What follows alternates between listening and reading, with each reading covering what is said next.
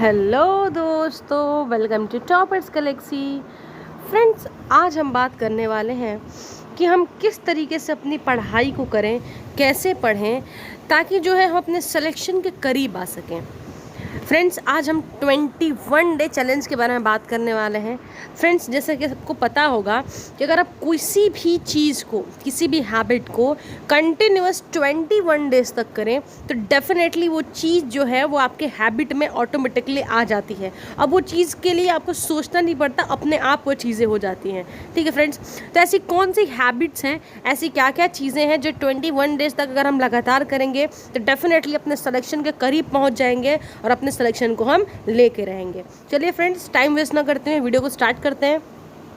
Friends, सबसे पहली बात तो ये है कि जब भी आप पढ़ने बैठें, देखिए ये कई लोग सोचेंगे मैं ये वीडियो क्यों बना रही हूँ। फ्रेंड्स, ये वीडियो बनाने के पीछे हमारा मकसद ये है कि कई सारे जो एस्पिरेंट्स हैं वो मैसेजेस करते हैं, बोलते हैं कि मैम हम जब पढ़ाई करते हैं तो हमें कंसंट्रेशन नहीं हो पाता है, कभी बुक लेके बैठे तो कुछ याद आता है, कभी कुछ याद आता है। ये सब कॉमन चीज़ें हर किसी के साथ होता है। ठीक है, हर कोई जब बुक खोलते हैं तो उसको और ज़्यादा ऐसा लगता है कि जैसे उस पढ़ाई के अलावा भी और बहुत सारी चीज़ें इंपॉर्टेंट है लाइफ में करने को, ऐसा याद आता है। पर बिलीव मी, ऐसा नहीं है, वही उस वक्त ऐसा टाइम इंपॉर्टेंट है।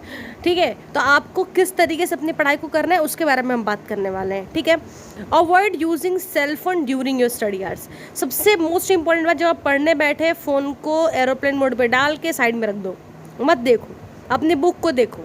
ठीक है, बहुत लोग बोलेंगे कि नहीं हम फ़ोन से पढ़ते हैं, ये पढ़ते हैं, वो पढ़ते हैं। हाँ ठीक है, वो पढ़ो, वो दिक्कत की बात नहीं है। पर जब आप रिवीजन कर रहे हो, जब आप नोट्स आपने बना लिया, ये सब चीज़ें कर ली, तो फिर आप एट अ टाइम उसी को देखो, फ़ोन को मत देखो। अगर किताब में है, किताब में आपको चीज़ें लिखी हुई हैं या फिर खुद का नोट्स है उसमें चीज़ें लिखी हुई हैं, तो फ़ोन को साइड में रखो, उसी में से पढ़ो। आई बात समझ में? चलिए नेक्स्ट देखते हैं कि आपको क्या करना है। आपने जो भी चीज़ें पढ़ी है उसका आपको सेक्शनल मॉक देना है। मतलब मान लो एग्जाम्पल के तौर पे, अगर आपने कोई साइंस का टॉपिक पढ़ लिया, मैथ का टॉपिक पढ़ा, हिस्ट्री ज्योग्राफी पढ़ा, इंग्लिश का पढ़ा, किसी भी सब्जेक्ट का आपने टॉपिक पढ़ा, तो आप जो भी वो टॉपिक पढ़ा है उस टॉपिक का टेस्ट दे के देखो कि आपको कितनी चीज़ें आती हैं और क्या क्या चीज़ें छूट गई हैं। कई बार क्या होता है, हमने किसी एक सोर्स से कोई चीज़ पढ़ ली और वो कोई जो एग्ज़ाम में आता है क्वेश्चंस, वो उसमें था ही नहीं, वो मिस हो गया, तो पूरा टॉपिक पढ़ के क्या मतलब है। तो जब आप MCQ दोगे ना, जब सेक्शनल मॉक दोगे, तो आपको क्लियर हो जाएगा, जो चीज़ें आपने नहीं पढ़ी है वो भी आप समझ जाओगे। ठीक है, इसके बाद क्या करना है, आपको बहुत ज़्यादा जो है क्वेश्चन प्रैक्टिस करना है MCQ का।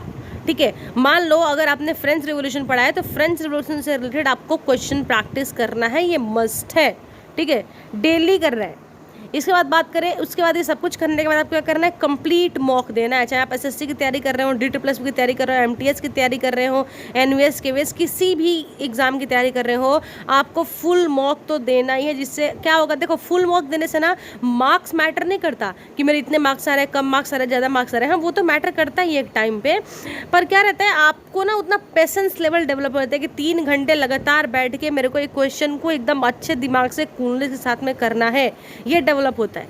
और क्या डेवलप होता है कि आपको ये भी समझ में आता है कि मेरा कहाँ पे लैक हो रहा है, कहाँ पे लैक नहीं हो रहा। इससे रिलेटेड मैंने पहले भी एक वीडियो बनाई हुई है जहाँ पे मैंने आपको बताया है कि क्वेश्चंस रॉन्ग हो रहे हो तो कैसे उसे ठीक करना है। ठीक है फ्रेंड्स, इसके अलावा आपको क्या करना है, जो आपके जो है रॉन्ग हो रहे हैं क्वेश्चन, जिन टॉपिक के क्वेश्चन रॉन्ग हो रहे हैं, वो भी आपको ऐसे साइड बाय साइड लिखते चलना है ताकि आप बाद में इसको क्लियर कर सकें। ठीक है, इसके बाद आपको क्या करना है, जो भी आप चीज़ें पढ़ेंगे उसको आप शॉर्ट फॉर्म में नोट्स देना। नोट्स का मतलब ये नहीं होता कि 4 पन्ने एक ही टॉपिक लिख लिए। नोट्स का मतलब होता है कि पढ़ने के बाद एक समराइज फॉर्म में इंपॉर्टेंट चीज़ों को आपने लिख लिया ताकि कल को रिवीजन करते वक्त वो चीज़ें आसान हो जाए। ठीक है, इसका क्या करना है फ्रेंड्स, बिल्कुल भी डीमोटिवेट नहीं होना है। ये सब चीज़ें जो आपके साथ हो रही हैं हर किसी एस्पिरेंट के साथ होती है। जो भी आज एस्पिरेंट है, एग्ज़ाम की तैयारियां कर रहे हैं, हर किसी के साथ सेम प्रोसेस होता है। We all are human being.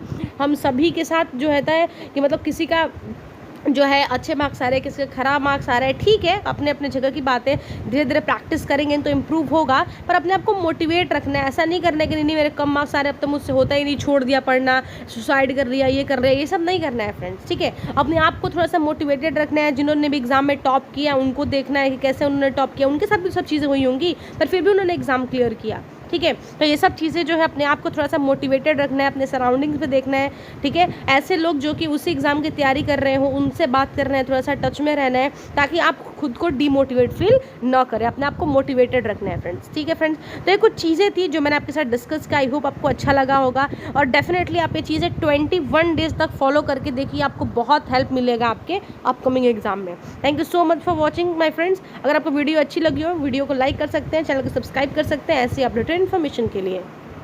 साथ ही www.topperssearch.com पे जाके सारे ही गवर्नमेंट कॉम्पिटेटिव एग्जाम्स के मॉक फ्री ऑफ कॉस्ट दे सकते हैं। Thank you so much friends.